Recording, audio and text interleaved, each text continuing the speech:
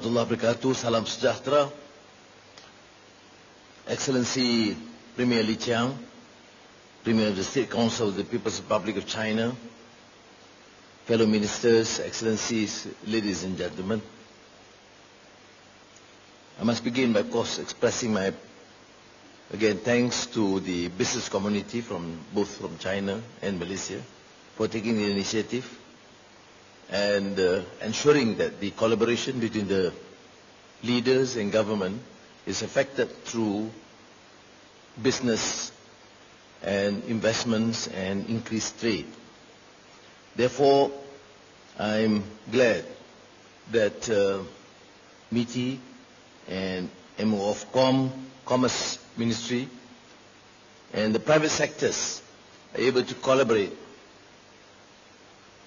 the golden anniversary of our diplomatic relations. We learned about diplomatic encounter, followed by ping-pong diplomacy. I was trying to get Premier Li Qiang to play ping-pong with me, but time does not permit. And now it has been further expanded to a more elaborate, extensive array of investments in various fields. And I am pleased to note that these investments have been increasing, and we have registered impressive growth last year and this year. But what is pertinent, and I would like to share this with participants beyond business and trade issues. I spent the whole day yesterday with Premier Li Qiang, and again this morning, this afternoon, joining me for lunch. I mean, contrary to the barrage of questions and narrative from the others, I sense the attitude of the Chinese leadership: friendly, courteous, full of respect, understanding of cultures and differences. And this is not what is being portrayed elsewhere. In most of my encounters, engagements with many friends overseas, particularly the West, the basic question asked is whether this sort of enhanced bilateral, comprehensive, strategic relationship would be at the expense of Malaysia as a small nation.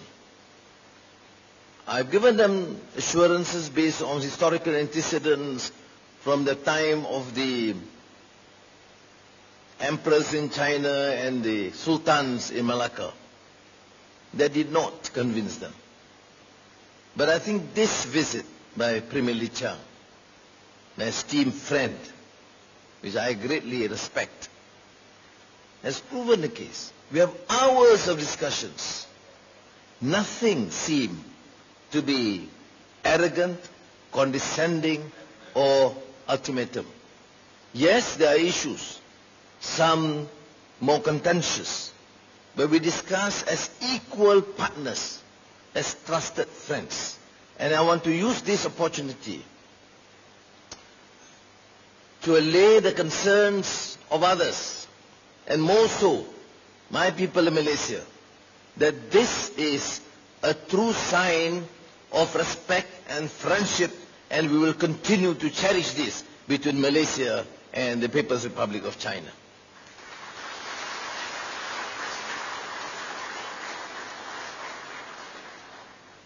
In fact, I must say, I'm not underestimating the importance or underplaying the importance of trade investments. I leave it to my colleagues, and I've seen the records. I've mentioned about the participation of so many companies, the AI in Penang, the Geely and Proton in Perak, and those in Johor, in Sabah, Sarawak. No question, and expanding. And I must say thank you But I want to use this opportunity because it's the last session in open conference meeting in the presence of Premier Li Qiang and honored colleagues, both from Malaysia and China. No, it's astounding. What's impressive is that the discussions expand beyond just trade and investments. People say, well, Malaysia is a growing economy. Don't let China abuse its privilege and extort from the country. I said, no. To the contrary, we want to benefit from one another. We want to learn from one another. We want to profit from this engagement. Because only through this process, we can help our people, both Malaysia and China.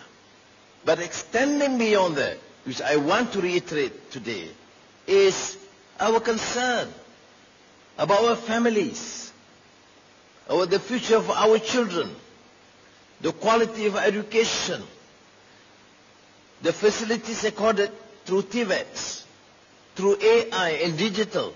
All these things are shared. There are issues that we can contribute less. There are issues that the Chinese can contribute more. And we discuss this as close friends. How do we do this together and benefit one another?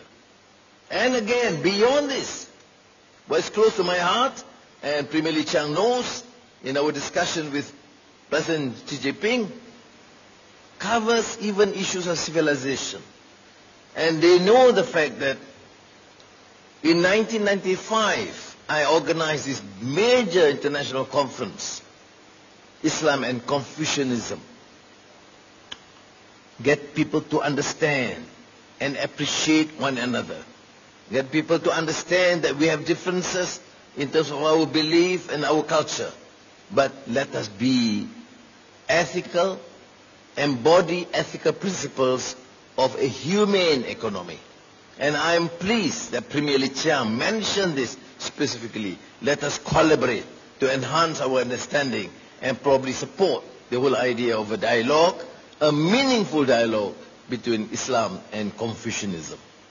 Now, I choose to say this because this in itself is a rebuke and rebuttal to the incessant propaganda that we should cast aspersions and fear the dominance of China economically, militarily,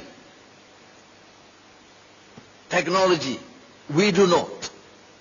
We in Malaysia, having a neutral stance, have the resolve to work with all countries, and with China, we see, Premier Li Qiang, we see you as a friend that would work together with us, collaborate, and prove to the world that this unity, this friendship is meaningful. So pardon me for departing from my original reference to trade and economics and business, because I think rarely would I have the opportunity to address from such a prominent leader from China and in the presence of many of our colleagues and business community that Malaysia is your true friend, and to Malaysians, China is our true friend. 谢谢各位。